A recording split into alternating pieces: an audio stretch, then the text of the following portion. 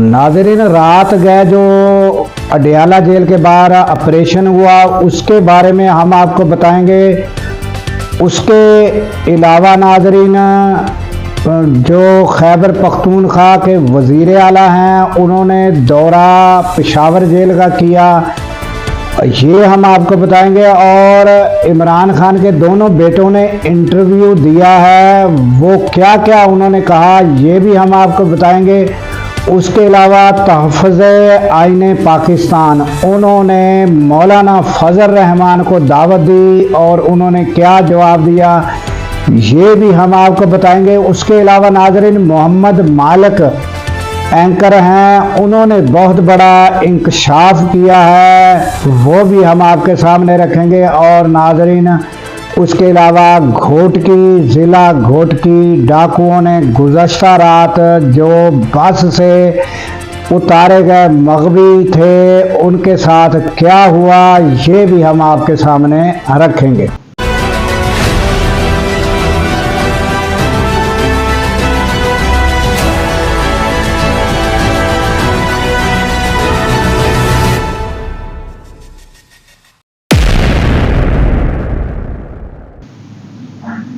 अस्सलामुअलैकुम, मैं हूं अब्दुल गफ़ार।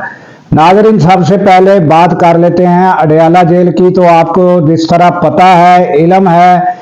कि हर मंगल को इमरान खान की बहनें मुलाकात के लिए जाती हैं मगर मुलाकात नहीं कराई जाती।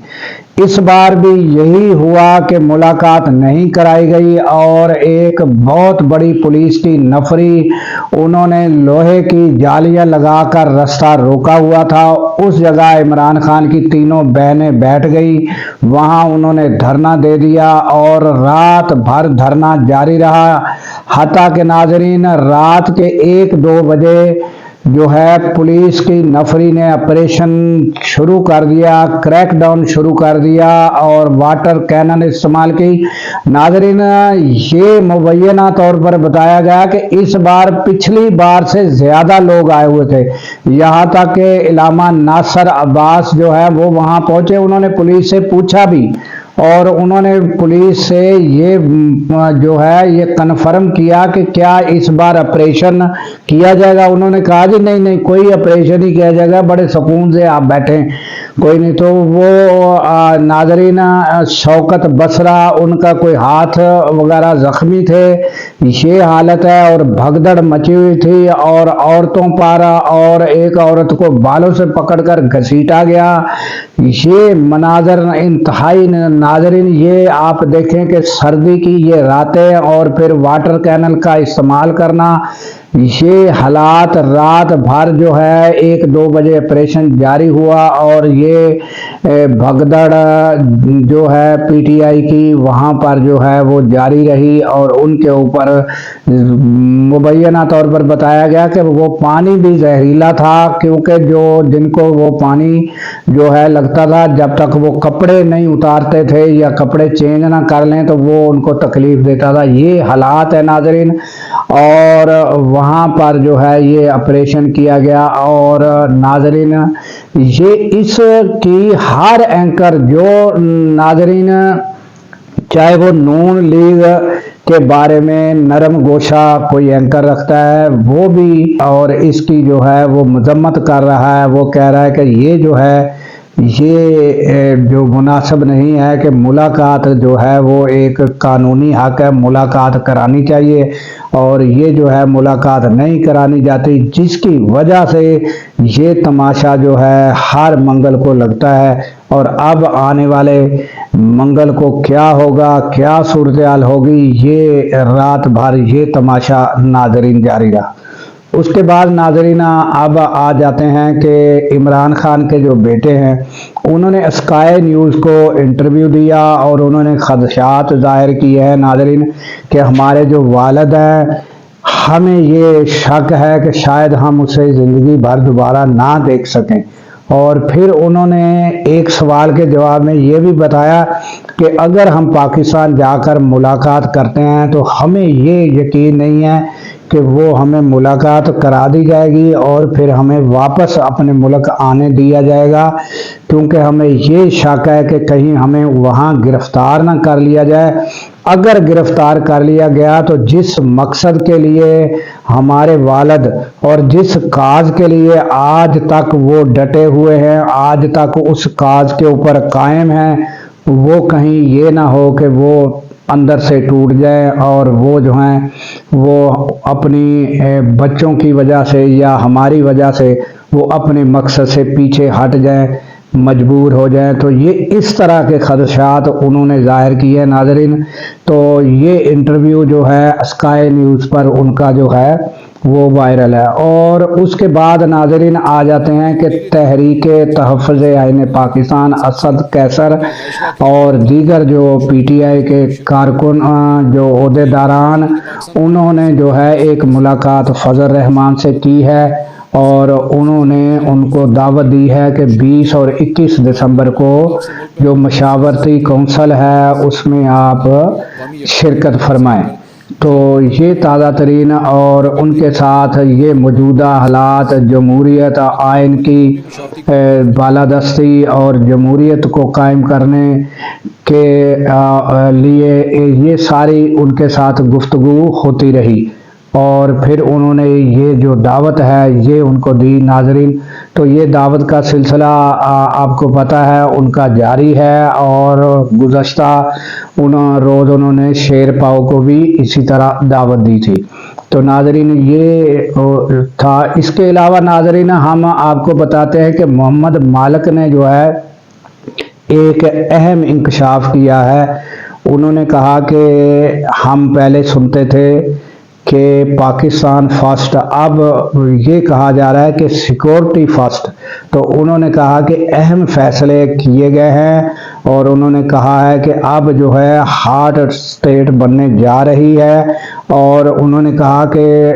ایک اجلاس میں کہا گیا ہے کہ اب جو ہے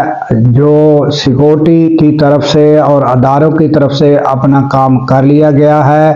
اور جو سیاستدان ہیں انہوں نے اپنے اہداف اب پورے کرنے ہیں۔ اور اس پہ یہ بھی کہا گیا ہے کہ ایک صوبے کی وزیر اعلیٰ ہے، ان کے ایک ایک ایونٹ میں جو ہے کروڑوں روپے کے خرچ کیے جا رہے ہیں، جبکہ ہمارا مقابلہ ایک ایسے ملک کے ساتھ ہے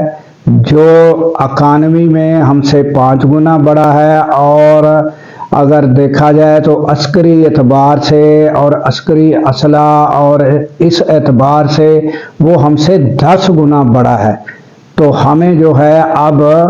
اہم فیصلے لینے پڑیں گے اور اداروں نے اپنے اہداف جو ہیں وہ حاصل کیے ہیں، مگر سیاستدانوں کو اب اپنے اہداف جو ہیں پورے کرنے پڑیں گے۔ تو یہ ایک اہم ناظرین جو ہے یہ انکشافات یا ایک اہم خبر محمد مالک کی طرف سے دی گئی ہے